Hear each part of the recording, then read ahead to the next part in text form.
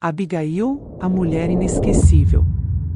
Existem pessoas e depois existem certas pessoas. Algumas pessoas podem mudar o curso da sua vida para sempre quando você as conhece. Foi o que aconteceu com Davi quando ele conheceu a mulher especial, Abigail. Essa história aconteceu após Davi perder seu mentor, Samuel. 1 Samuel 25 versículo 1.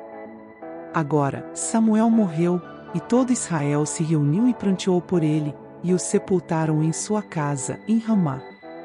Então, Davi partiu e foi para o deserto de Parã.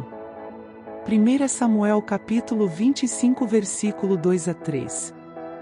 Havia um homem em Maom, cujos negócios e bens estavam em Carmelo. O homem era muito rico, tinha 3.000 ovelhas e 1.000 cabras, e estava tosqueando suas ovelhas em Carmelo. O nome do homem era Nabal, e o nome de sua esposa era Abigail. Ela era inteligente e bonita, mas o homem era duro e maligno em seus negócios. Ele era um calebita. Existem 4 tipos distintos de riquezas. As riquezas podem ser encontradas no que você possui, no que você faz, no que você sabe, o mais importante, em quem você é e no que você defende. Estas são as riquezas do caráter. Nabal era tremendamente rico, mas sua riqueza era medida apenas pelas coisas que possuía, e ele tinha o tipo mais baixo de riqueza. Era tempo de colheita para um criador de ovelhas. Por ser uma época de abundância, a tosquia das ovelhas era um momento de hospitalidade generosa para com os outros. A tosquia de ovelhas era historicamente comemorada com um banquete, e havia comida mais que suficiente para todos. O nome do homem era Nabal. Isso indica seu baixo caráter, porque o nome Nabal significa tolo. Em Israel antigo, os nomes muitas vezes estavam ligados ao caráter de uma pessoa. Não sabemos se Nabal recebeu esse nome ou o conquistou, mas ele certamente viveu à altura dele. Em contraste com seu marido, Abigail, esposa de Nabal, possuía tanto beleza impressionante quanto profunda perspicácia. A Bíblia elogia Abigail grandemente ao dizer que ela é bonita, porque apenas as mulheres com essa frase hebraica aplicada a elas são Raquel e Esther. Como um homem como Nabal conseguiu se envolver com uma mulher como ela? 1 Samuel, capítulo 25 versículo 4 a 9. Davi ouviu no deserto que Nabal estava tosqueando suas ovelhas. Então Davi enviou 10 jovens e disse aos jovens: subam a Carmelo e vão até Nabal e cumprimentem-no em meu nome, e isto é o que vocês dirão: viva muito. Paz seja para você e paz para a sua casa e paz para tudo o que é seu. Agora, eu ouvi que você tem tosqueadores. Os pastores que estiveram conosco não foram prejudicados, nem faltou nada a eles durante todo o tempo em que estiveram em Carmelo. Perguntem aos seus jovens e eles lhes dirão. Portanto, que meus jovens encontrem favor aos seus olhos e sejam bem tratados, pois viemos em um bom dia festivo. Por favor, dê o que você tiver à mão a seus servos e a seu filho Davi. Quando os jovens de Davi chegaram, eles falaram a Nabal de acordo com todas essas palavras em nome de Davi. Então eles esperaram. Por favor, dê o que vier à sua mão a seus servos e a seu filho Davi. Davi fez essa proposta porque prestou um serviço útil a Nabal, protegendo suas ovelhas quando os raids filisteus eram comuns. Aos ouvidos modernos, pode parecer que Davi estava executando algum tipo de esquema de proteção, mas não era o caso. Ele prestou um excelente e útil serviço a Nabal. Nós lemos: Nabal estava tosqueando suas ovelhas.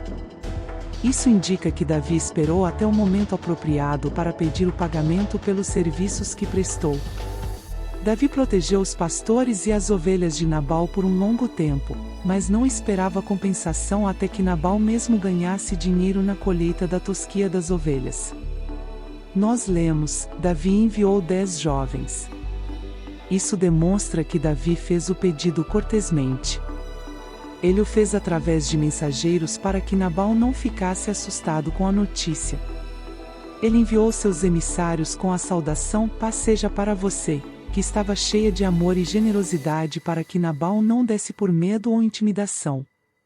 Então, lemos: "Seus pastores estiveram conosco, e nada lhes faltou. Perguntem aos seus jovens e eles lhes dirão."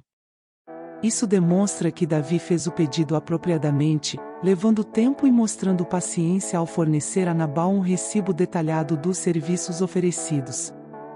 Davi lembrou a Nabal de uma oferta que era respeitosa dos costumes de dar que cercavam a colheita e a tosquia das ovelhas.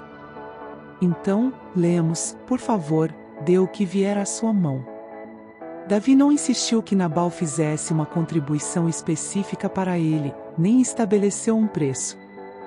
Em vez disso, ele simplesmente deixou isso à caridade de Nabal. Os mensageiros de Davi aguardaram a resposta a esse ponto. 1 Samuel, capítulo 25, versículo 10 a 12. Mas Nabal respondeu aos servos de Davi e disse: "Quem é Davi, e quem é o filho de Jessé? Hoje há muitos servos que estão fugindo de seus mestres. Por que eu tomaria meu pão, minha água e a carne que eu preparei para os meus tosqueadores e daria a homens que não sei de onde vêm?" Então os jovens de Davi voltaram e relataram tudo o que Nabal dissera. Não havia como Nabal desconhecer quem era Davi, já que Davi era conhecido em todo Israel. Isso foi uma direta ofensa a Davi por parte de Nabal, que sabia da identidade de Davi, mas escolheu não reconhecê-lo. Nabal questionou usando uma linguagem mais comum nos dias atuais: "Quem ele pensa que é?" E então lemos: "Hoje há muitos servos que estão fugindo de seus mestres." Nabal continuou a diminuir Davi, afirmando que ele era um servo desobediente. Isso era uma completa invenção, já que Davi sempre, embora nem sempre perfeitamente, defendeu-se prudentemente quando Saul atacava. Nabal demonstrou ser um homem mesquinho e desamoroso. Em vez de ver tudo como pertencendo ao Senhor, ele via tudo como seu próprio. A generosidade não começa com o pensamento: "Isso é meu e eu vou compartilhar com você." É acreditar: já que tudo que possuo pertence ao Senhor, você tem direito a uma parte também. 1 Samuel capítulo 25, versículo 13. Davi disse aos seus homens: "Cada um ponha sua espada no cinto." E cada um pôs sua espada no cinto. Davi também pôs sua espada no cinto, e cerca de 400 homens subiram atrás de Davi, enquanto 200 ficaram para trás com os suprimentos. Davi disse a seus homens: "Cada um ponha sua espada no cinto a ponto." Davi recebeu a resposta de Nabal exatamente da forma que Nabal pretendia, como uma grande ofensa.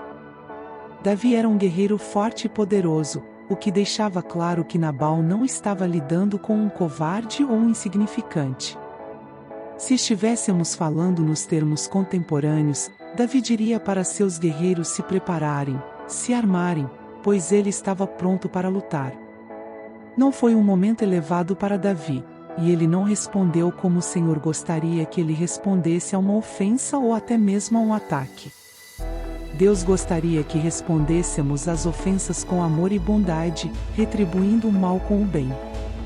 Esse é o caminho elevado a seguir. Davi não tratou Nabal com a mesma atenção e paciência que teve com Saul. Ele conseguiu mostrar bondade e paciência com Saul, mas parecia mais difícil para ele fazer o mesmo com alguém que ele considerava estar no mesmo nível que ele ou abaixo dele. Cerca de 400 homens acompanharam Davi. Davi não estava indo até Nabal para fazer um discurso, mas para acabar com ele. Por causa disso, ele e seus homens se armaram, deixando alguns de seus homens para trás para guardar suas coisas e servirem de reforços.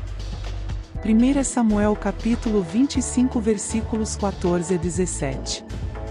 Mas um dos jovens de Nabal disse a Abigail, mulher de Nabal: "Escute, Davi enviou mensageiros do deserto para abençoar, cumprimentar nosso mestre, e ele os repreendeu com desprezo." Mas os homens de Davi foram muito bons para nós, e não fomos prejudicados ou tratados mal, nem faltou nada enquanto estávamos com eles nos campos. Eles foram uma parede de proteção para nós, dia e noite, todo o tempo em que estávamos cuidando das ovelhas. Agora, saiba disso e considere o que você deve fazer, pois o mal já foi planejado contra nosso mestre e toda a sua casa, mas ele é tão indigno e perverso que ninguém pode falar razoavelmente com ele. Ele os repreendeu.